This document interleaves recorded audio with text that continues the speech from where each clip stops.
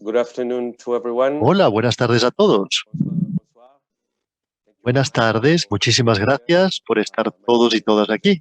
Yo me llamo Josep Canals, secretario general de MedCities, y estoy muy contento de haber sido invitado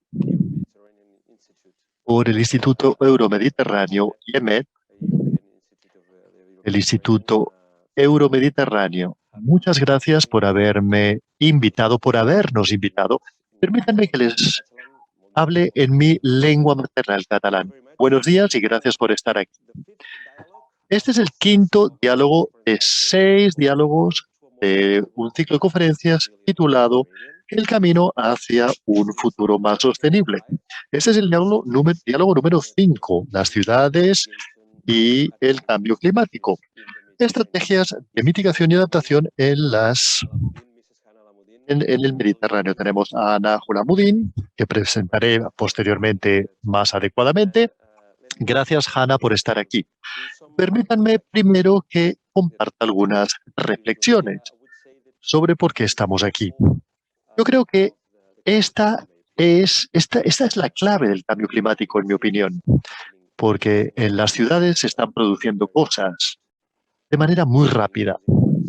El aumento de la urbanización, el tipo de utilización del suelo, cómo las ciudades están utilizando su suelo. Cuando las ciudades aumentan su tasa de urbanización, ¿existe una planificación urbana, un urbanismo adecuado en nuestra región? O sea que los impactos son variados y muchas personas se sienten atraídas por las ciudades porque en el campo es difícil ganarse la vida. De manera que llegan a la ciudad en búsqueda de una mejor vida en la zona mediterránea. De manera que las ciudades están aumentando su tamaño vertiginosamente. El impacto de este aumento y las ciudades ya existentes implican grandes desafíos, la movilidad y la contaminación ambiental y la utilización del suelo sin una planificación previa. Muchas veces existe una amenaza de la biodiversidad y muchas ciudades han estado perdiendo este gran patrimonio que es la biodiversidad. Pues bien, todos estos retos son retos a los que se enfrentan las ciudades. Y las ciudades sufren, por otra parte, por la falta de competencias. Yo he sido alcalde personalmente y sé cómo sufrimos los alcaldes. Los alcaldes tienen el problema de tener que proporcionar a sus ciudadanos los servicios que necesitan, pero la falta de competencias, la falta de recursos, la falta de los recursos financieros y del poder, es decir, las competencias, que en muchos casos están en las manos de los estados o de los gobiernos regionales. Pues bien, esta es una dificultad añadida para las ciudades. Permítanme que presente brevemente por qué nos encontramos aquí en nombre de MedCities. ¿Por qué MedCities considera que esta es una reunión importante? Voy a compartir con ustedes mi pantalla. MedCities, nos gusta decir en MedCities, quizás con una falta de humildad, que somos la voz local en el mundo mediterráneo. Somos una red de 63 municipios de todos los países de la cuenca mediterránea, todas ellas con un emplazamiento mediterráneo más Portugal. ¿Qué hacemos? Trabajamos conjuntamente para compartir experiencias. Como asociación proporcionamos servicios a nuestras ciudades afiliadas, a nuestras autoridades locales. Somos una plataforma de proyectos innovadores y reforzamos el papel y las competencias y recursos de nuestros gobiernos locales mediterráneos a través de proyectos que aumentan su capacidad. Estamos lanzando una plataforma para compartir conocimiento con mediterráneos y otros socios. Por ejemplo, estamos llevando a cabo estos proyectos innovadores a través de esta plataforma. Además, como decía, somos una plataforma que comparte conocimiento. Estamos intentando compartir todas las buenas prácticas, además de los errores que cometemos, para no intentar reinventar la rueda cada vez, sino es interesante ver qué otros miembros están haciendo los otros miembros y así aprender los unos de los otros. Y también intentamos, a través de esta acumulación de conocimientos, intentamos proyectarlos para convertirlos en una voz política entre las autoridades locales mediterráneas en la región, promocionando y dando una voz a los para representarles en otras áreas, en otras ágoras. Hemos trabajado en otros campos temáticos como el desarrollo sostenible, la mitigación de la crisis climática, la equidad social y económica. Estos son los principios que guían nuestra acción. Y trabajamos en la planificación estratégica, la biodiversidad, el medio ambiente, la cohesión social, un desarrollo sostenible a nivel económico y un proceso urbano sostenible. Y esta es la razón por la cual estamos aquí. Hemos sido invitados por esto y nos sentimos muy agradecidos. Pues bien, todas las características que acabo de comentar en relación a los impactos y los desafíos a los que las ciudades se enfrentan, de hecho, siempre en MedCities hablamos de ciudades y de autoridades locales y de las personas, los ciudadanos y ciudadanas que viven en estos municipios con sus esperanzas y expectativas también. Así pues, ahora a mí lo que me gustaría es plantear algunas preguntas. ¿Cómo pueden las autoridades locales tratar o enfrentarse a estos desafíos? ¿Cómo pueden relacionarse con los estados? Porque al fin y al cabo los estados son los que formulan las agendas, la Agenda 2030, la nueva agenda, el Acuerdo Verde Europeo. Son todo ello agendas definidas por los estados, pero muchas veces no cuentan con las ciudades. Las ciudades que, como ya he dicho y como todos y todas sabemos, son las que tienen que enfrentarse a la mayor parte de estos desafíos en la región. Es decir, ¿cómo podemos ayudar a las autoridades locales y a las ciudades a tratar estos temas, a aumentar sus capacidades? ¿Cuál es el papel que deben desempeñar las ciudades para resolver estos problemas? ¿Y cómo pueden las ciudades aumentar sus capacidades? Esto es algo que hacemos en MedCities. Pues bien, estas preguntas están sobre la mesa y nos estamos preguntando y estamos estudiando estas preguntas. Y quizás ahora sea el momento adecuado de presentar a Ana Alamuddin, que iluminará algunas de estas cuestiones. Y quizás ella pueda proporcionarnos algunas respuestas. Por supuesto, ella tiene sus propias reflexiones. Pero nosotros, como red que somos de ciudades, necesitamos de mucha reflexión, necesitamos también de mucho debate sobre cómo podemos mejorar como red y como una red que está trabajando también con otras redes. Por ejemplo, en la Alianza de Cooperación Mediterránea trabajamos con otras redes, somos una red de redes. ¿Y cómo podemos cooperar para intercambiar experiencias? Y cómo la señora Ana Alamuddin podría reflexionar sobre estos temas. La señora Ana Alamuddin es una profesional acreditada por la LEED en el diseño de barrios y ella se graduó en la Universidad de Greenwich en el Reino Unido y luego pasó a hacer su máster en ciencias en el diseño de sociedades, que es un abordaje muy distinto a lo que tiene que ser realizado para tratar estos desafíos. Ella inició su práctica profesional en el Líbano con los Muravilla, el Gabinete de Arquitectos para el Desarrollo Sostenible, y también ha trabajado en proyectos de paisajismo dentro del perímetro del urbanismo sostenible, lo cual celebro porque yo como biólogo que soy, y Ana especializada en planificación urbana, en urbanismo, Nosotros los biólogos a menudo somos testigos, digamos, de que los urbanistas en el pasado no protegían suficientemente el medio ambiente, pero ahora nos gusta la visión que tiene Hannah de cómo desarrollar las ciudades y los edificios con un abordaje ecosistémico.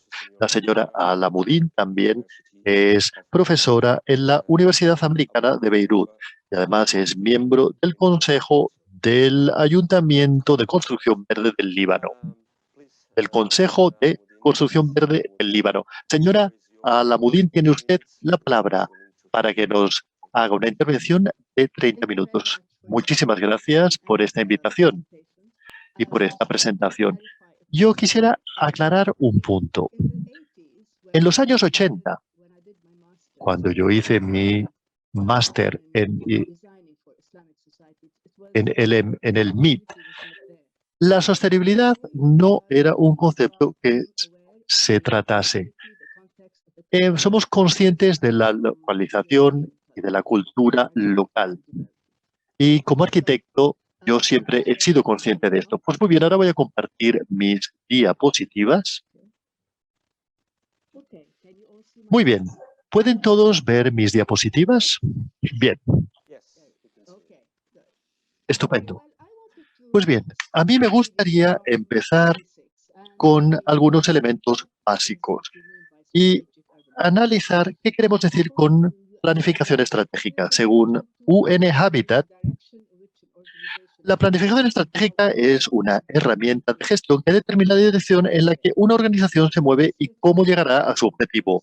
La planificación estratégica urbana determina la dirección del desarrollo de una ciudad, de una área urbana, en el contexto de su perfil actual y de un análisis de SWOT, es decir, de puntos fuertes, puntos débiles, oportunidades y amenazas. Se orienta hacia el futuro e intenta prever cómo será el futuro y cómo podría ser distinto de aquí a 5 o 10 años. Y su objetivo es establecer la dirección de desarrollo de una ciudad basada en lo que el futuro nos presentará, o cómo pensamos que será el futuro. Y ahora me gustaría enfatizar un punto importantísimo, que es la situación política existente en la parte oriental de la cuenca mediterránea. Si analizamos los países de la parte oriental del Mediterráneo, cuatro de ellos, por no decir 5 de los 9 países de la región, están en una situación de caos total o de agitación total. Es una situación de agitación física como guerra, pero también agitación económica y política. Podríamos decir que esto se debe a la falta de acuerdo sobre la dirección futura que debe seguir la nación. Y es aquí donde este tema necesita ser reflexionado. Es decir, se tiene que tomar en cuenta este contexto. Desgraciadamente, si analizamos el futuro, de nuevo, las perspectivas de paz en la región están siendo cuestionadas con el descubrimiento de campos de gas en la región y un aumento en las tensiones y disputas. Las condiciones de agitación política y económica, en este tipo de situaciones caóticas, las preocupaciones de los gobiernos centrales se relacionan con la supervivencia, la seguridad.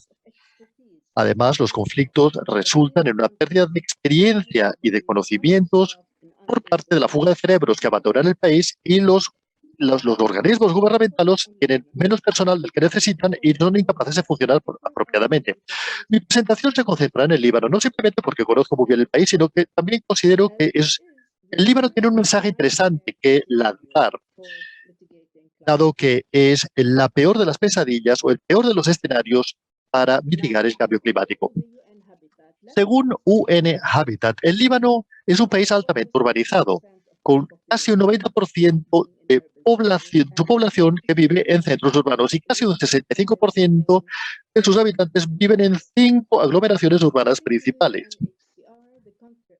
Según la UNHCR, el país ha acogido 1,5 millones de refugiados sirios en una población global de aproximadamente 6,8 millones, lo cual convierte el Líbano en el país con el número mayor de refugiados sirios per cápita en el mundo. En lo que se refiere al cambio climático, sabemos que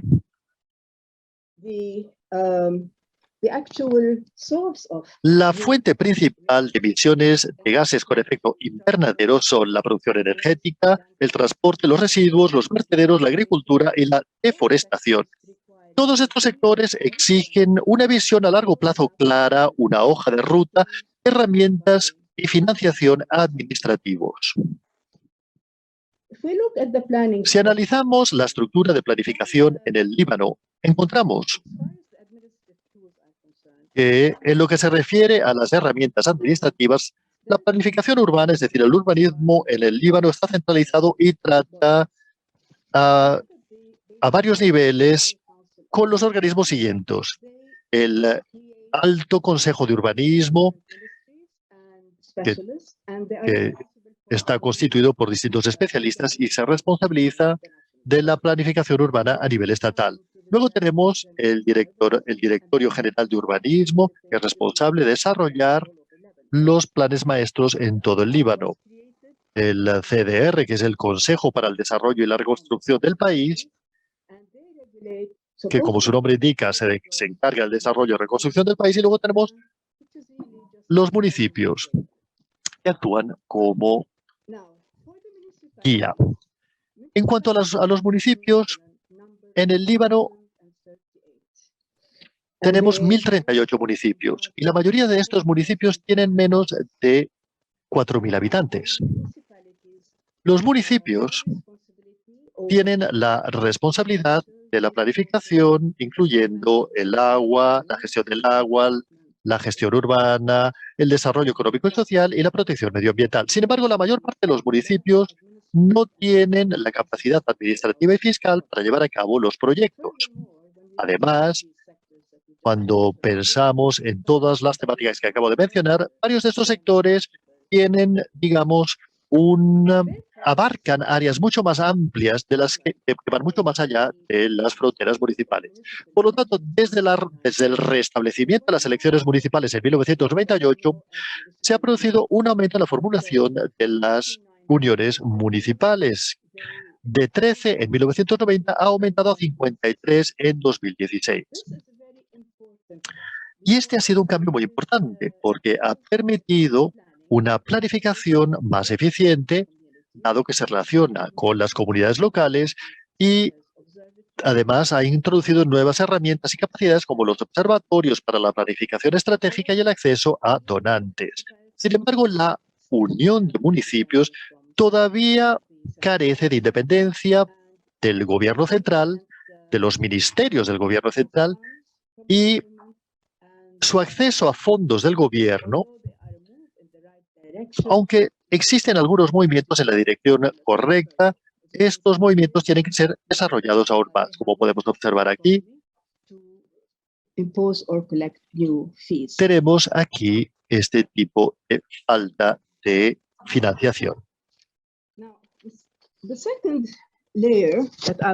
La segunda capa de análisis que me gustaría compartir con ustedes es el sector energético. Hemos visto que la planificación está yendo en la buena dirección, pero le falta financiación. Ahora me gustaría hablar del sector de la energía. Y este es un sector que también está centralizado. En 2009, en la conferencia de partidos, la COP,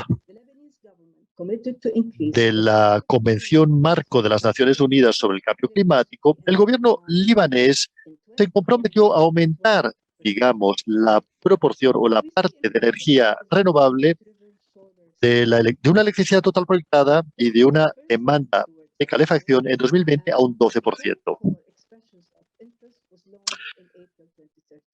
En la llamada Serpiente Solar del Río de Beirut fue el primer paso hacia este objetivo, con un llamamiento a expresiones de interés que fue lanzada el 23 de abril de 2013 por parte del Ministerio de Energía y Agua del Líbano. El río Beirut es el, digamos, mayor río y fuente de agua de la ciudad. Originalmente estaba en el monte Líbano.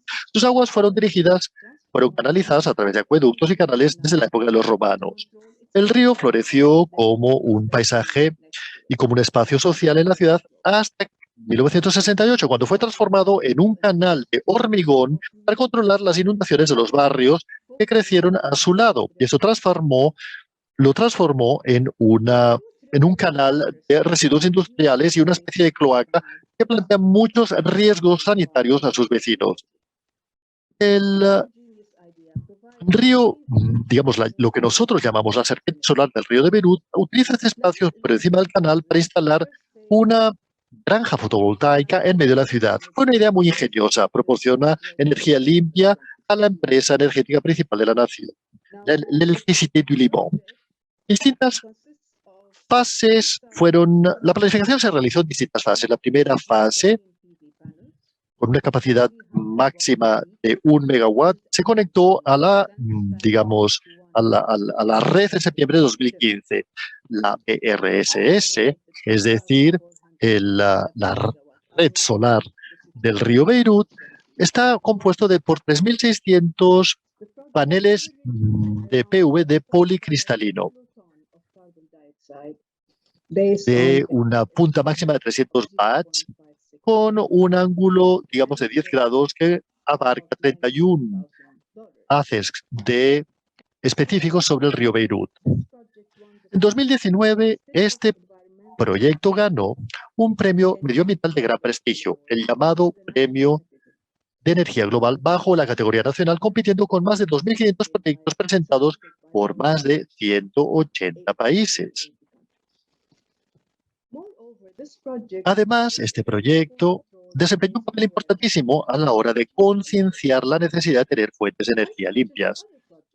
Otros proyectos fueron también planificados por el Ministerio de Energía y Agua con un partenariado público-privado, como por ejemplo la granja solar de Sarani, que fue establecida.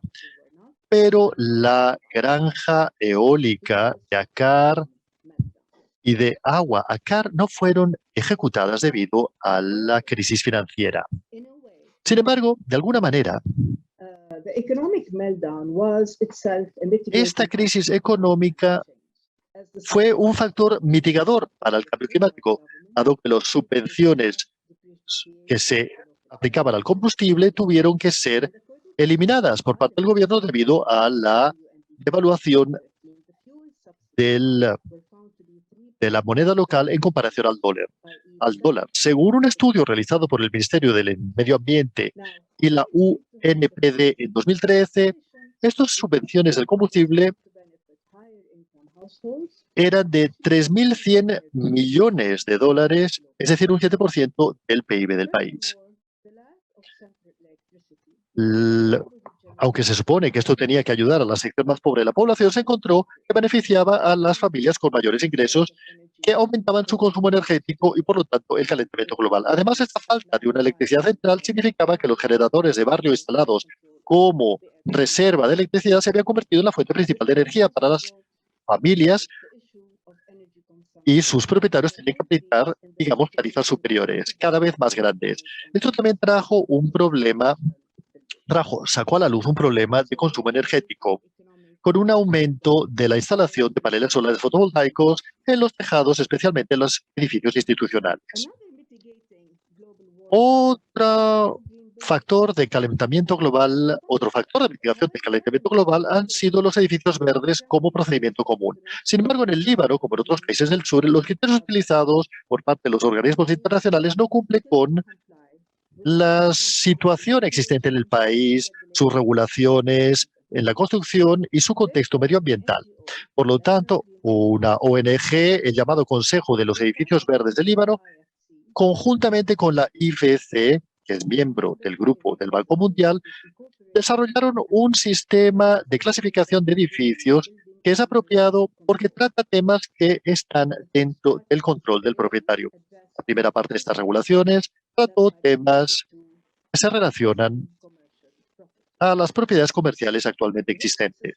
El sistema de clasificación ha sido diseñado para medir el alcance de los edificios comerciales, hasta qué punto estos edificios comerciales están en una situación saludable y proporcionan lugares cómodos para el trabajo y para el consumo de la cantidad adecuada de energía y de agua, con un bajo impacto en el entorno natural. Actualmente, 5 proyectos han sido certificados y 3 están en proceso de revisión para ser certificados. Otra fuente principal de emisiones de gas con efecto invernadero es, por supuesto, el transporte. Aunque el Líbano fue el primer país de la región a tener un ferrocarril construido en 1895 con una red de 40 estaciones que conectan 200 kilómetros, el sistema se vio muy dañado durante la Guerra Civil y no ha sido reinstalado desde entonces. Entre tanto, el tiempo promedio que un libanés, un ciudadano libanés o una ciudadana libanesa gasta para ir por la ciudad es de 3 horas al día. Esto significa que el 16% del tiempo productivo de una persona se dedica a viajar a un coste de 2.000 millones de dólares anuales. La causa principal de esta pérdida se relaciona con la falta de un sistema de transporte público organizado, la mala condición de las carreteras y el aumento del número de coches privados. Con una tasa anual promedio del 13% entre 2007 y 2016.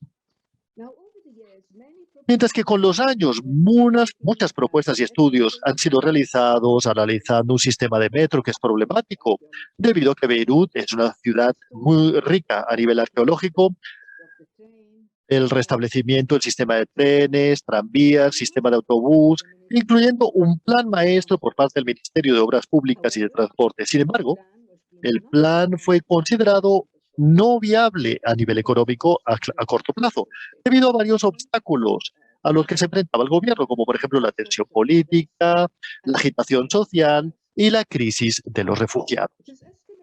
Se calcula que el 70% de los coches de la ciudad vienen de fuera de la ciudad. Por lo tanto, el plan más factible era una conexión de transporte rápido por autobús que se presentó en 2018 y aceptado con la financiación del Banco Mundial de 295 millones de dólares. Sin embargo, aquí de nuevo, el gobierno libanés ha pedido que el dinero fuese reasignado para financiar las tarjetas de subvención en efectivo que acompañan la eliminación de las subvenciones.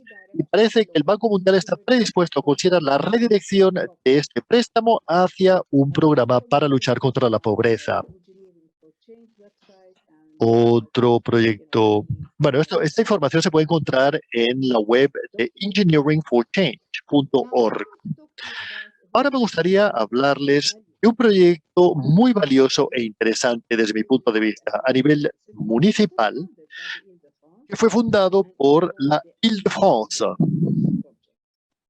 Se titula el proyecto Liaison Douce. La idea que subyace este proyecto es proporcionar a los ciudadanos que viven en Beirut un corredor verde como espacio público, un espacio para peatones con carriles para bicicleta que conectan los dos sitios icónicos de la ciudad de Bois-de-Pin, es decir, el bosque de pinos de Beirut, y el centro de la ciudad al lado de la carretera Damasco. El estudio fue diseñado por Planner Habib Debs. El resultado habría sido no solamente de una elevada calidad en términos del parque urbano lineal que crearía, sino también proporcionaría una manera alternativa de transporte, la bicicleta y el caminar. El valor añadido de este proyecto es que permite una línea verde, que es la zona que separa el este y el oeste de Beirut separó el este y el oeste de Beirut durante la Guerra Civil. Por lo tanto, también actuaría como una puente de conexiones de las comunidades a ambos lados de esta línea verde y una conexión con el corazón de la ciudad y sus periferias. El estudio fue presentado por el municipio en 2011 y desde entonces ha acumulado polvo en un cajón. Cuando el presidente de la Île-de-France, la señora Valérie Pécresse, visitó Beirut, repito su nombre, la señora Valérie Pécresse, cuando visitó Beirut y preguntó sobre este estudio y por qué no había sido ejecutado por parte del municipio, tal y como se había acordado originalmente, se le informó que el estudio requiere de la aprobación de varios ministerios y que está atascado en el sistema burocrático del país. En lo que se refiere a Habib Debs, los proyectos públicos en el Líbano no son para el bien público, sino para que las autoridades ganen dinero. Y esa ha sido una cita. Y este proyecto financieramente no les interesaba porque no podían ganar pingües beneficios con el mismo. Por otra parte, una startup de capital riesgo privado de pequeñas motos eléctricas fue iniciado en 2016.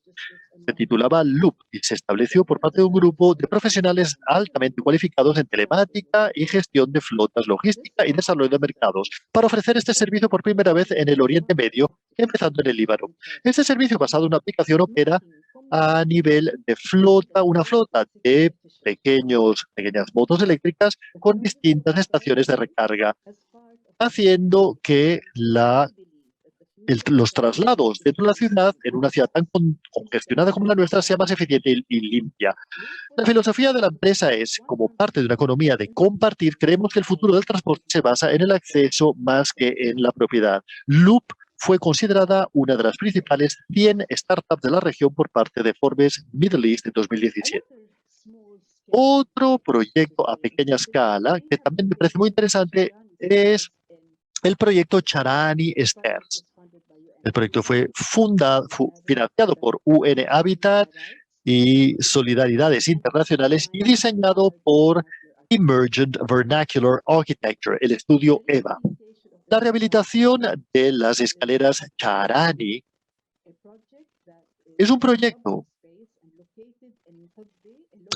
de espacio público localizado en Cope, un barrio de bajos ingresos de Trípoli, en el Líbano. El proyecto trataba de la rehabilitación de las escaleras, dado que son muy vulnerables a las inundaciones.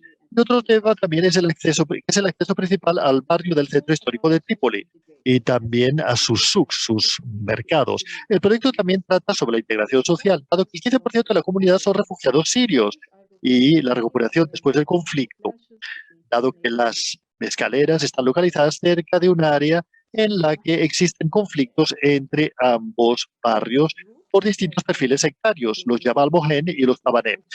Algunos grupos de enfoque fueron establecidos para implicar a las comunidades y para escuchar sus preocupaciones y necesidades. Y el material utilizado para las escaleras había sido fabricado a nivel local y además con algunas tejas acústicas. Y el mural fue diseñado en colaboración con un artista local, Alfred Adler, y representa a una chica local que murió a la edad de 11 años después de haberlo coordinado completamente con su familia. Ahora bien, tanto el trabajo de las tejas y el mural fueron apreciados por la comunidad y el espacio actualmente está siendo utilizado como espacio para reuniones matutinas y para hacer, digamos, distintos itinerarios por la ciudad. La inclusión del árbol del limonero se refiere a la industria del cítrico histórica en la ciudad, que se ven, bueno, estos limoneros se ven muy pequeñitos en esta diapositiva. Bien, una buena herramienta para mitigar el cambio climático es el espacio verde, como todos y todas sabemos. Pues bien, Beirut tiene 0,8 metros cuadrados de espacio verde por habitante, en comparación a los 9 metros cuadrados por cápita recomendados por la Organización Mundial de la Salud. Por otra parte, si nos remitimos de nuevo al río Beirut, una iniciativa llevada a cabo por la firma The Other Data, el otro Dada, una empresa de consulta y de arquitectura regenerativa dirigida por Adib Dada, ha llevado a cabo una investigación amplia sobre el río Beirut y sus áreas circundantes, donde un entorno muy rico existe a nivel cultural, como por ejemplo el Festival de Agua Armenio de Barrabar y el Eid musulmán. Frente al desinterés expresado por los ministerios y las instituciones responsables del río Beirut, la empresa consultora decidió pasar a la acción más específica y concreta. Un proyecto simple, el bosque Miyawaki, el primero en el Líbano. Con este enfoque, el alcalde, sin el fin, intentaba ganar acceso al suelo, pero la financiación fue fácilmente recogida utilizando la aplicación SUGI, es decir, una iniciativa global de urbanización sostenible, y la aplicación Aforest, que es un proveedor de servicios para crear bosques indígenas, nativos, con una gratuidad en su mantenimiento y naturales. El bosque Miyawaki es un bosque de muchas capas, 30 veces más denso que otros bosques hechos por la mano del hombre y que captura 30 veces más CO2 y 30 veces más contaminación.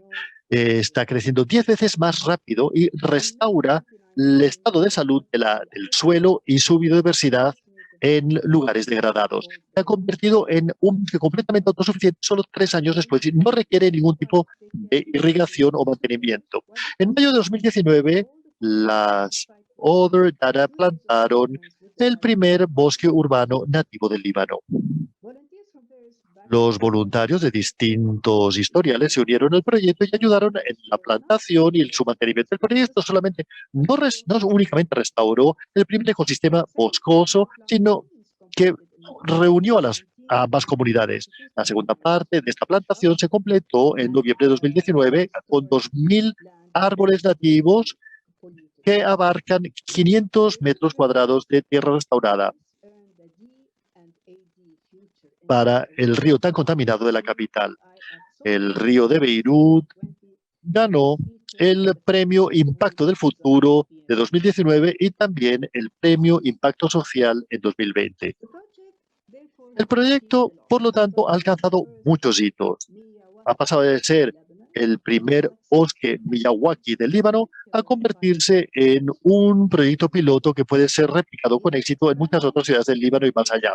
Estamos expandiendo el río Beirut con su bosque en noviembre y plantaremos otros 3.200 árboles allí para integrarlos en los itinerarios y en el espacio público central. También estamos plantando un bosque lineal dentro del municipio de Chilla dentro de 2 semanas. Y estamos negociando con el municipio de Souk Mosbre para realizar un proyecto similar. Todo esto son citas de Adit Dada. El proyecto, digamos, fue diseñado por ellos. Y dado que he mencionado Chilla, quisiera mencionar otro proyecto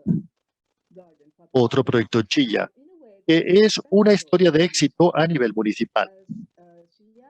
Chilla fue uno de los suburbios más afectados por la guerra civil de 1975 en Beirut. Muchos de sus edificios todavía conservan las marcas de esa guerra porque era una de las líneas fronterizas entre las partes en el conflicto.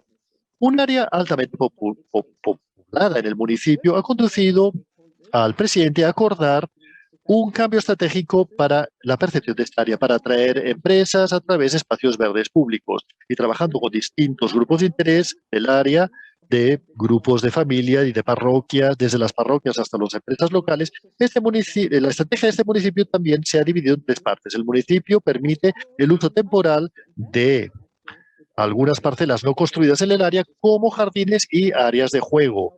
El municipio también ha establecido un jardín y un espacio comunitario y también ha invertido en una red de espacios adicionales y servicios como por ejemplo jardines, instalaciones deportivas, cafeterías para animar estos espacios municipales. El proyecto también ha sido muy exitoso y permite a los residentes un espacio abierto para disfrutar. Estos espacios también pueden ser utilizados para brindar apoyo económico. Aquí tenemos el llamado proyecto Muro Jardín, que es un proyecto implementado por la FA y financiado por la OCA, el Fondo Humanitario del Líbano. Los refugiados sirios y las comunidades anfitrionas en el Líbano están mejorando su nutrición gracias a la FAO, una iniciativa que ha ayudado a las familias a construir jardines, microjardines verticales a partir de materiales reciclados. Cada uno puede utilizar plantas con 2 tipos de vegetales consecutivos cada año. Y el proyecto pone en el punto de mira a las familias monoparentales dirigidas por mujeres y a aquellas familias con un enorme número de hijos. Y los beneficiarios incluyen a 30 familias libanesas vulnerables sin tierra y 120 familias sirias. Hablando de residuos, este es un proyecto llamado la montaña de residuos de Saida. La montaña de residuos de Saida se convirtió en un símbolo de la crisis de gestión de residuos en el que al que se enfrentó el país.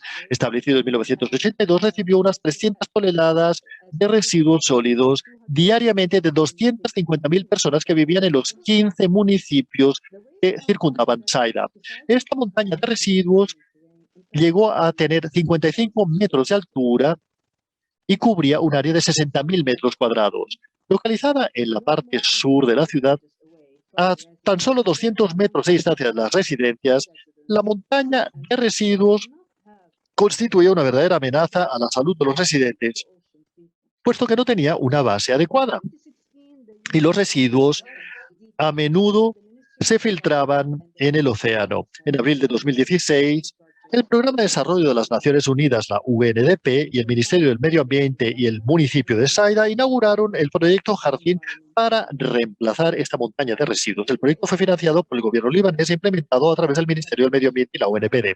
Durante el acontecimiento, se rodó un documental sobre el proceso de rehabilitación de este lugar a partir de la degasificación y la clasificación de los residuos, desde rocas a plásticos, papel y finalmente la creación de un vertedero para enterrar en los residuos orgánicos. El resultado fue un jardín de 33.000 metros cuadrados y más de 10.000 árboles.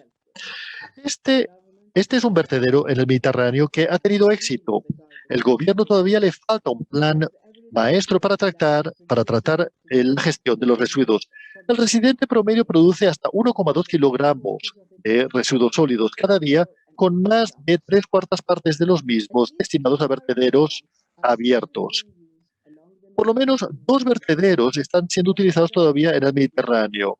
El Costa Brava, que vemos a la derecha, y el Burj Hammoud, que vemos a la izquierda.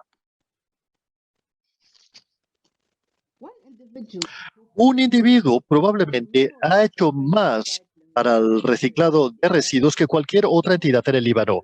Él es conocido como el rey de los residuos de Beirut. Es el ingeniero Ziad Abi Chaker, que lanzó el proyecto medioambiental Cedro para clasificar y hacer un compostaje. En 1999, después de volver de Estados Unidos, pronto se tuvo que enfrentar a la corrupción a la hora de tratar con los municipios principales y otros organismos gubernamentales.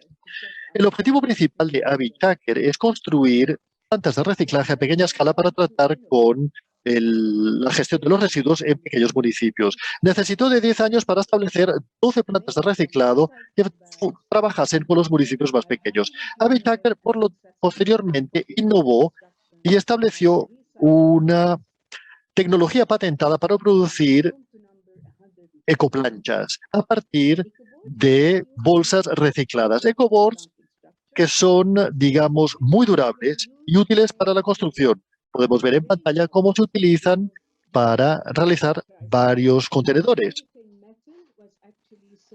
Son útiles para pequeñas construcciones, como por ejemplo estos depósitos de reciclado que encontramos en Beirut, que pronto serán 150.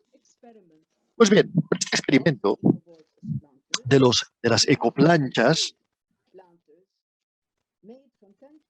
se han hecho estas 12 a partir de 10.600 bolsas de plástico que fueron plantadas en 41 días y produjeron 2.050 lechugas. Eso forma parte del proyecto para promocionar los huertos urbanos en las cubiertas de los edificios para ayudar a atraer de nuevo las aves al corazón de la ciudad. La siguiente innovación fue conectar el reciclado del vidrio con la vieja artesanía tradicional libanesa del cristal, de producción de cristal. Esta iniciativa de reciclado de vidrio verde se inició en 2013, después de que la fábrica de vidrio reciclado fuese bombardeada en 2006. Aquí ha colaborado con los 6 artesanos que hacen vidrio en el país para producir unos productos de vidrio multicolor preciosos. Y finalmente, a guisa de conclusión, está claro que la situación tan precaria en la que se encuentra el Líbano ha hecho que el gobierno central y los ministerios sean incapaces de satisfacer las muchas recomendaciones e informes hechos por parte de las agencias donantes para la mitigación del cambio climático. Un pequeño aspecto positivo de esta situación económica trágica a la que se enfrenta el país ha sido la eliminación de subvenciones, y esto ha constituido una cosa que ha permitido a los ciudadanos abrir los ojos. Hemos visto cómo los ciudadanos del país han llevado a cabo iniciativas muy valiosas e importantes para ayudar a reducir el daño medioambiental y los efectos del cambio climático. Aunque sean valiosos, sin embargo, estas iniciativas para la mitigación del cambio global, del cambio climático y del calentamiento global necesitan de una estructura con planificación, coordinación y seguimiento. El cambio climático es una cuestión global y los gobiernos necesitan rendir cuentas. Por ejemplo, rendir cuentas sobre los vertederos que se encuentran en el mar, en la costa marítima mediterránea. Y se necesita de una mayor coordinación entre las agencias internacionales y los donantes con un mecanismo claro de seguimiento y retribución. Al final, a través del pueblo del Líbano y el gobierno, sabe lo que necesita hacerse. Muchas gracias. Muchas gracias. Señora Almudin, ha sido unos ejemplos muy inspiradores los que nos ha explicado sobre el trabajo que se ha realizado en el Líbano. Y esto me permite reflexionar sobre un tema. Pero antes, primero quisiera reconocer no solamente al Instituto Europeo del Mediterráneo, sino también al Club de Roma y a la Fundación La Caixa por haber organizado este encuentro. Y como ya he dicho, me gustaría recalcar algunas de las ideas principales que ha planteado usted en su intervención y plantear también algunas reflexiones por mi parte. Para empezar, yo creo que la necesidad de trabajar conjuntamente,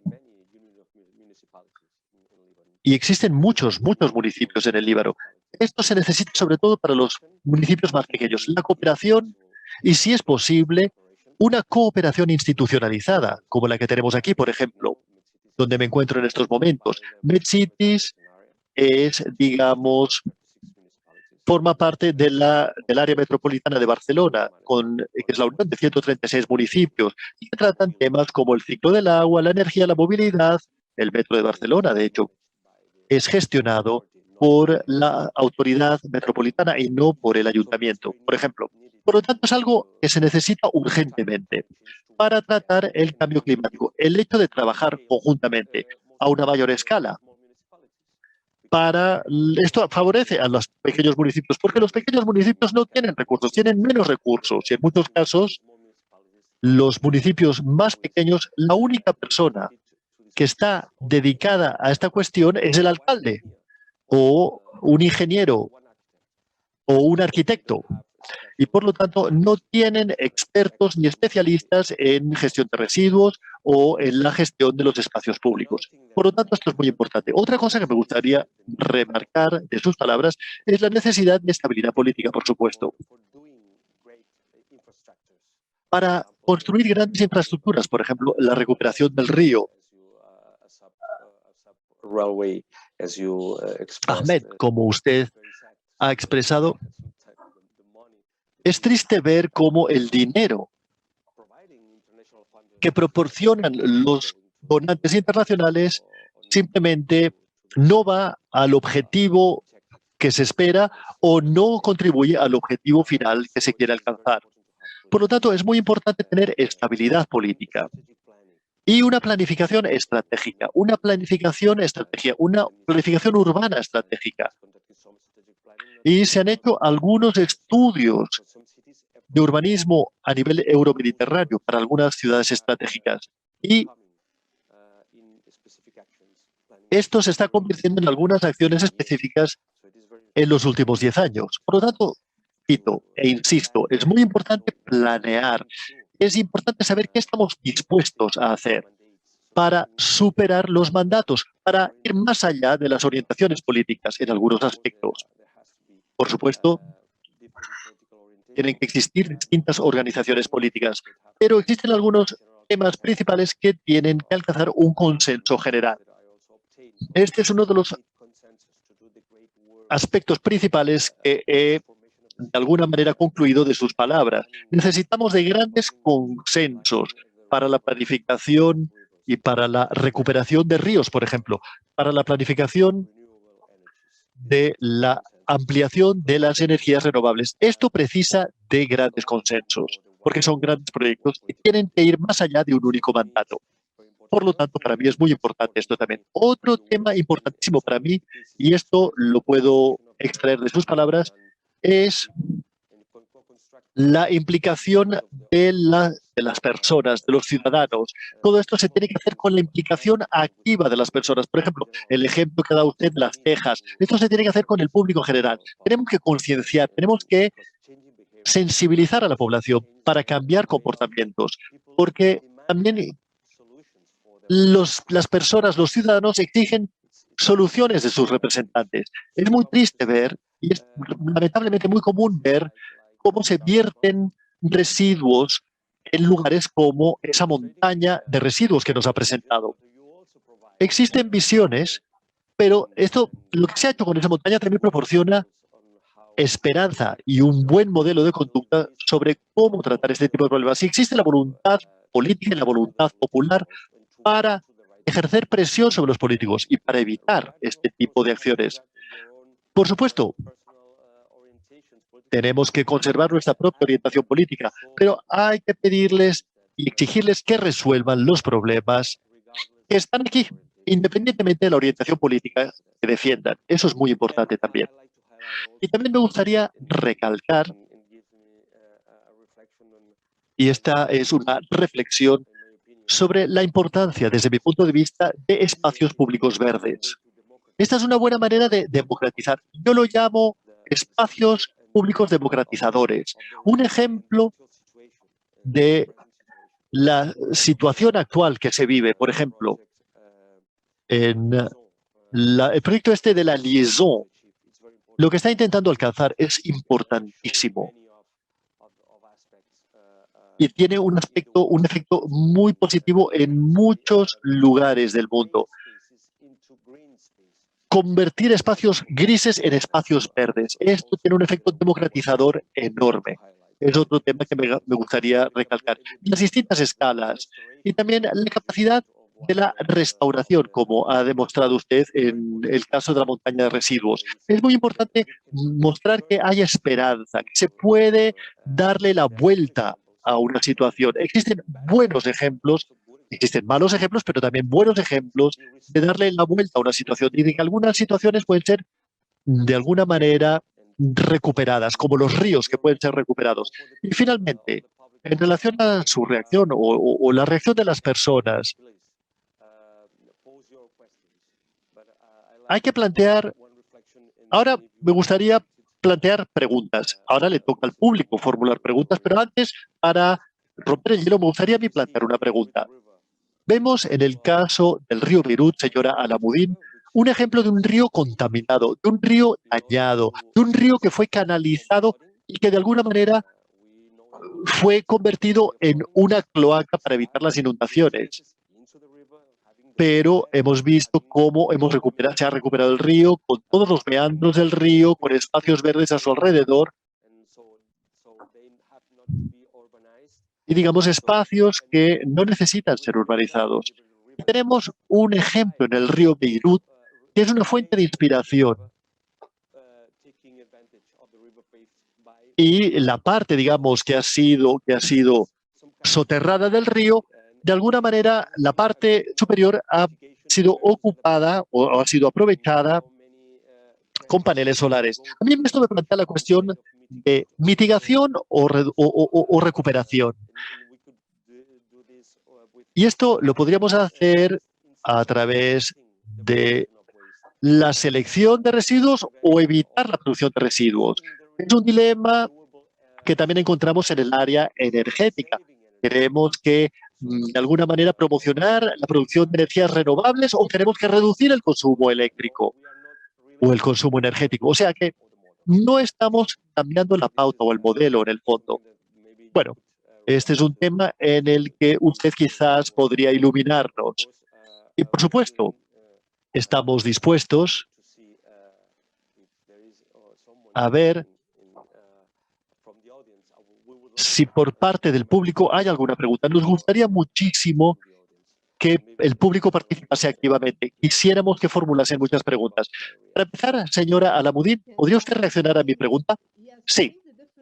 Yo creo que la diferencia que existe entre adaptarse o mitigar es cuánto poder tienes sobre la situación a tratar. Porque si tú tienes las riendas del control, estás mitigando. Pero si no tienes las riendas del control, necesitas adaptarte y necesitas hacer lo mejor que puedas con lo que tienes. Y esta es la historia de nuestras vidas en nuestro país. El tema de la canalización del río Beirut, que se produjo en los años 60, por alguna razón, se considera que era algo bastante común. Se produjo también de nuevo en Trípoli. Y dada la terrible situación en la que se convirtió el río, se convirtió auténticamente en una cloaca, decidieron hacer algo que es más útil, es decir, la instalación de paneles solares. Pero finalmente, Adib Data, que fue estudiante mío, por cierto, hoy le he hablado sobre este proyecto y le he preguntado, ¿por qué lo hiciste esto? Y me dijo, porque yo estaba muy molesto sobre la cobertura del río con paneles solares. Y dije, tenemos que recuperar el río con su agua y su ecología. Y esto inició una acción. Por otra parte, yo creo que es un proyecto muy bueno. ¿Qué podemos hacer? La expansión urbana ha llegado hasta el río y es demasiado tarde. Pero bueno, es una buena solución de compromiso entre ambas posibilidades. Sí, es muy interesante lo que dice usted. Si uno tiene poder, puede hacer cosas, puede mitigar. Pero por otra parte, es muy interesante, por supuesto. Sí, continúe, díganos. Quisiera añadir una cosa. Si analizamos, a ver, el tema es un tema global. Cuando yo estaba haciendo mi investigación, he visto tantos estudios y tantos informes hechos por las agencias donantes, etc. Pero al final no hay ningún tipo de seguimiento. Se hacen estudios y los gobiernos no son cuestionados sobre lo que ha ocurrido. Es decir, porque si el proyecto ha sido ejecutado o no, etc. Por lo tanto, existe el tema de la rendición de cuentas y de la responsabilidad. Yo creo que esto tiene que ser aplicable a ambas partes, no solamente al receptor, sino también al donante, y asegurarse de que estén tratando con las personas correctas y que estén tratando con todas las personas en toda la escala, no solamente el gobierno, sino también con los municipios y también con las ONGs. Porque si simplemente tratas a nivel gubernamental, la cosa se detiene allí. Pero si filtras toda la escala comunitaria, siempre habrá alguien que te contará lo que necesita ser realizado. ¡Qué interesante! Y esto me conduce a volver a explicar lo que están haciendo las MedCities. La MedCities constituye este enlace entre los donantes y los receptores finales. Nosotros sabemos exactamente, bueno, a veces, lo que necesitan nuestros afiliados.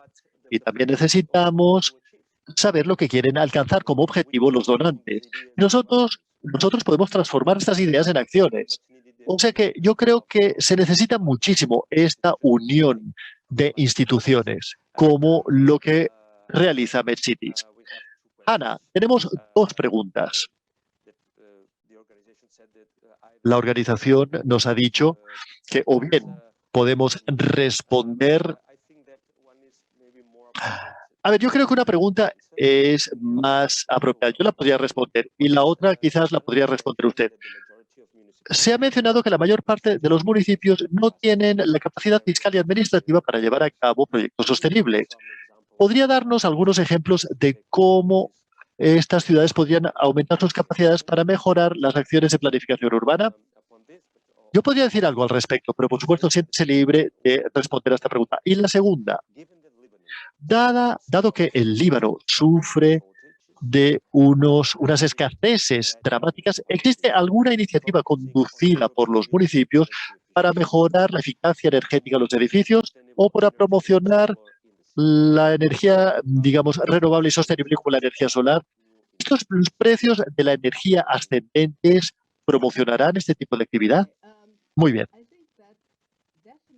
Yo creo que claramente la crisis energética ha despertado a todo el mundo y ha hecho que la gente sea consciente. La demanda de paneles solares ha aumentado enormemente y ahora la gente se ha dado cuenta de que no solamente es caro, sino que además es poco fiable depender únicamente en la empresa local de electricidad. Aquí se necesita de varios temas. Las ODLs, Electricité du Liban, tiene el monopolio de proporcionar electricidad. En cualquiera de los casos, esto también implica la necesidad de un cambio a nivel gubernamental y un cambio legislativo para permitir que distintos municipios puedan funcionar con su propia empresa eléctrica. Pero a nivel privado, claramente, existe una enorme demanda para que haya paneles solares. Y en estos momentos nos encontramos a nivel local y todavía estamos en modalidad de supervivencia. Todavía vivimos el día a día para sobrevivir. Sin embargo, existe un cambio radical en cómo la gente percibe sus propias vidas, incluso la manera en que están utilizando el dinero y comprando cosas. Las industrias locales se han hecho mucho más fuertes porque las importaciones se han hecho más caras. Por lo tanto, existen muchos productos locales que están aumentando su presencia en el mercado. Así pues, mucho se está haciendo. Y la gente se está dando cuenta de que no necesitan el viejo sistema. De hecho, pueden romper y apartarse y distanciarse del viejo sistema. Ahora bien, tenemos que mantener en mente que existe toda una estructura política en nuestro país que está en control de estas fuentes y de la situación política a la que nos enfrentamos.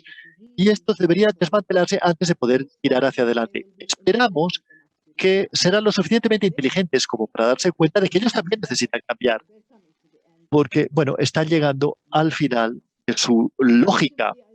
Desgraciadamente, quisiera decir una cosa. Simplemente porque se ha dejado de disparar, esto no significa que la guerra haya acabado, ¿eh? Y esto es algo que tenemos que mantener en mente en el caso del Líbano y en países como Siria, Libia, etcétera. Porque realmente la guerra puede tener cosas muy distintas. Eso es una gran verdad. Y quizás cuando los fusiles se detienen, perdemos de vista la situación y miramos hacia otro lugar. Ahora quisiera proporcionar algunas ideas en lo que se refiere a la primera pregunta. ¿Cómo podrían las ciudades mejorar sus capacidades para implementar la energía renovable?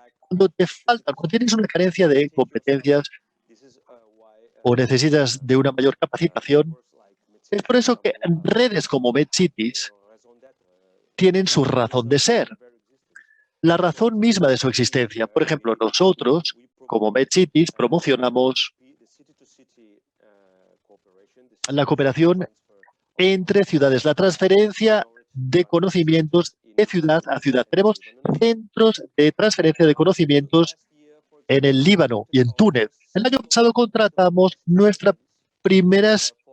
llevamos a cabo nuestras primeras sesiones de capacitación para las ciudades euromediterráneas, independientemente de los proyectos que hayamos llevado a cabo con donantes internacionales. Gracias al área metropolitana de Barcelona y el Gobierno de Cataluña, tenemos también algunos recursos para realizar una capacitación generalizada de nuestras ciudades para los representantes elegidos y para el personal técnico. De manera que llevamos a cabo 4 ciclos de sesiones en lo que se refiere a la gestión de residuos, la gestión sostenible de la energía, la movilidad sostenible y la gestión medioambiental sostenible. Y llevamos a cabo estas sesiones de capacitación y también algunas sesiones de mentoría con nuestros afiliados. Por lo tanto, es posible. Y para mí es una manera de transferir capital, dinero y también capital cerebral de una ciudad a otra. Las lecciones aprendidas y los errores, las lecciones que se han aprendido a partir de los errores cometidos por una ciudad necesitan formar parte del desarrollo de capacidad de otras ciudades. Por lo tanto, existe mucho margen y mucho espacio para mejorar. Pero, por supuesto, sería más fácil si cada estado ayudase a cada uno de los municipios para aumentar su propia capacitación. Ahora bien, cuando existe una carencia de esto, cuando falta esto, es cuando organizaciones internacionales como la nuestra entramos en el escenario. A ver, hay más preguntas, voy a verificar. Nos queda como máximo 10 minutos más. La tercera pregunta sería, ¿qué podemos aprender de la experiencia para mitigar la situación climática en las ciudades, Hanna? El problema de las ciudades es una cuestión de densidad. La naturaleza misma de la arquitectura en las ciudades se define a partir de una arquitectura, entre comillas, tradicional. Sin embargo, existe una sección media, que no es la arquitectura tradicional, sino, digamos, los edificios de un tamaño medio,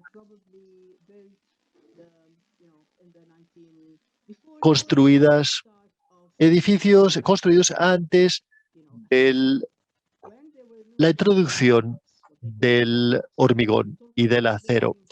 Hablamos de edificios de entre 5 y 7 plantas que crean un clima muy interesante, una situación climática muy interesante, en la que puedes controlar el microclima y también puedes controlar los servicios y también la interacción de las personas con el edificio. Es decir, que yo no estoy absolutamente a favor de la arquitectura tradicional, sino yo estoy a favor de una arquitectura en nuestras ciudades que implica una altura de entre 5 y 7 plantas y que tiene la densidad necesaria para hacer que el desarrollo sea factible. Y por otra parte, no son rascacielos que son medioambientalmente muy poco apropiados porque exigen de muchísima energía. Y también que de alguna manera distancian a las personas de su raíz, del suelo. Gracias. Tenemos una cuarta pregunta. Y quizás yo podría proporcionar algunas ideas al respecto. ¿Ven ustedes algunas historias inspiradoras, algunos ejemplos inspiradores del Mediterráneo en lo que se refiere a las ciudades que luchan contra el cambio climático? ¿Podrían mencionar algún caso de éxito de alguna ciudad de la orilla norte del Mediterráneo y un ejemplo de alguna ciudad de la orilla sur del Mediterráneo, aparte del Líbano? Hombre, el Líbano es lo que mejor conozco. Nos ha enseñado algunos ejemplos buenos y algunos ejemplos malos en pequeños casos, en casos de pequeña escala. Efectivamente, yo podría decir, a ver, podría hablar de una ciudad en la que me encuentro en estos momentos. La ciudad de Barcelona ha declarado oficialmente la emergencia climática en Barcelona y tienen una planificación para los espacios verdes. Han llevado a cabo en esta sede, el área metropolitana de Barcelona, con una visión metropolitana, han creado un área restringida para los coches. Algunos coches no pueden entrar en el centro de la ciudad ni tampoco en una gran parte del área metropolitana. Es decir, han establecido un etiquetado específico en lo que se refiere a sus emisiones y si estas emisiones superan, digamos, un cierto baremo, no pueden entrar en el área metropolitana. Y esto es un buen ejemplo de lucha contra el cambio climático. La contaminación local, que no siempre es lo mismo que el cambio climático, que la mitigación del cambio climático, pero por supuesto está en una conexión. En Barcelona está aumentando cada vez más en espacios públicos como la Liaison Douce que nos ha enseñado usted en Beirut, haciendo que el pavimento, es decir, la construcción del pavimento,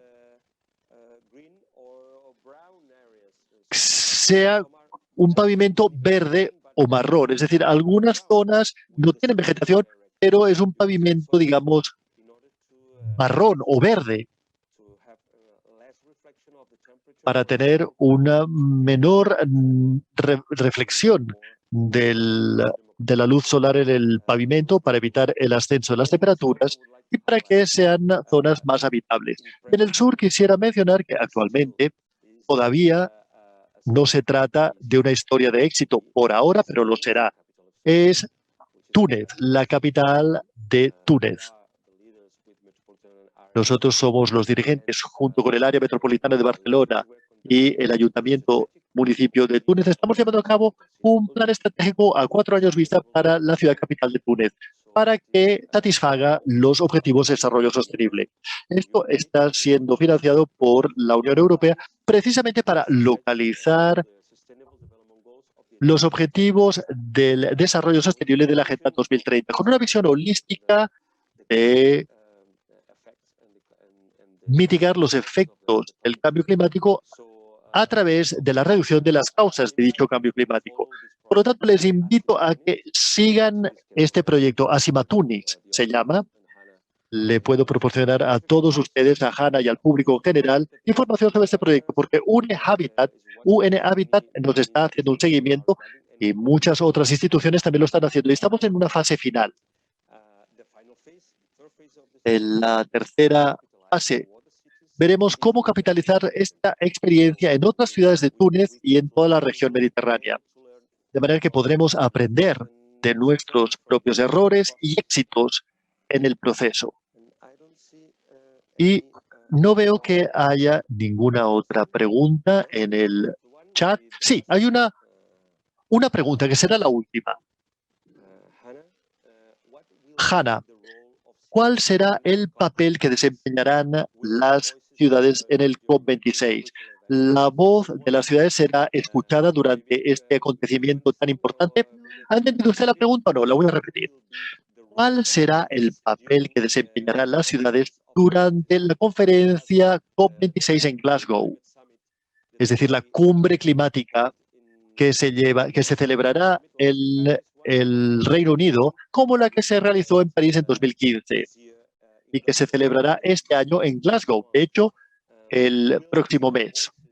La voz o las voces de las ciudades serán escuchadas durante este gran acontecimiento. Yo tengo mi propia opinión. Quizás usted pueda expresar su opinión. A ver, yo creo que es más apropiado que usted responda a esta pregunta, Josep, porque tiene más conocimientos que yo. Gracias.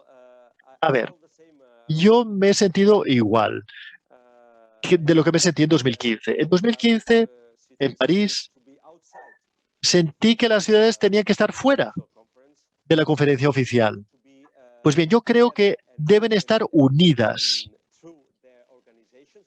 a través de sus organizaciones, las organizaciones de ciudades. Cada estado tiene sus propias organizaciones de municipios que tienen que brindar una voz al Estado para que el Estado represente su voz en el COP26. Si no, habrá otras voces alrededor del COP26 a través de las cuales los municipios se pueden expresar. Yo creo que esto necesita hacerse. Nosotros, las ciudades, tenemos que proporcionar esta voz a los estados. Tenemos varios medios para conseguir esto.